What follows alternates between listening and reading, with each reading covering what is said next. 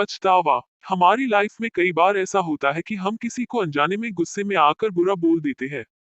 बाद में हमें अपने किए पर पछतावा होता है, पर समय निकल गया होता है और हम कुछ नहीं कर सकते हैं। गांव में एक किसान रहता था। उसके अपने पड़ोस में रहने वाले एक परिवार से काफी अच्छे संबंध थे।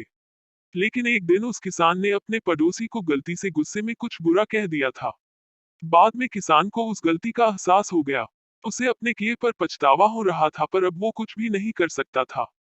बहुत दिनों के बाद भी उस किसान को अपने किए पर पछतावा हो रहा था और उस वजह से वो एक दिन उसके गांव में रहने वाले एक संत के पास गया। उसने संत को सब कुछ बताया। संत से सोचा और फिर उस किसान से कहा कि तुम एक काम करो, पास के जंगल में जाओ और पक्षियों के पंख लेकर वापस आओ। किसान को संत पर बहुत भरोसा था, इसलिए वह जंगल में गया और पंख लेकर वापस संत के पास आ गया और संत से कहा कि अब आप बताओ मैं क्या करूं। संत ने किसान से कहा कि अब तुम हमारे गांव की बस्ती में एक ऊंची हवेली है, उस हवेली की छत पर जाकर इस पंख को हवा में जाने दो। किसान ने भी बिल्कुल ऐसा ही किया और उस पंख को हवा में जाने दिया और बाद में संत से पूछा कि अब मैं क्या करूं।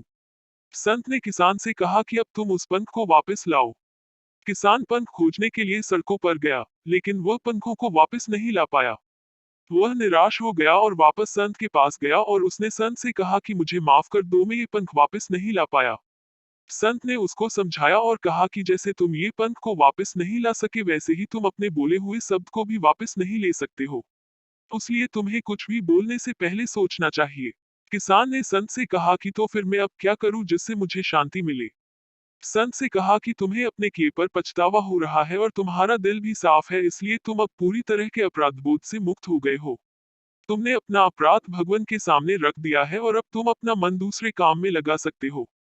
दोस्तों, हम अपना अपराध इस तरह से भगवान के सामने अगर रख देते हैं और दिल से अपने किए पर पछताते हैं, तो फिर हमें भगवान भी माफ कर देते हैं। पूर्ण विराम।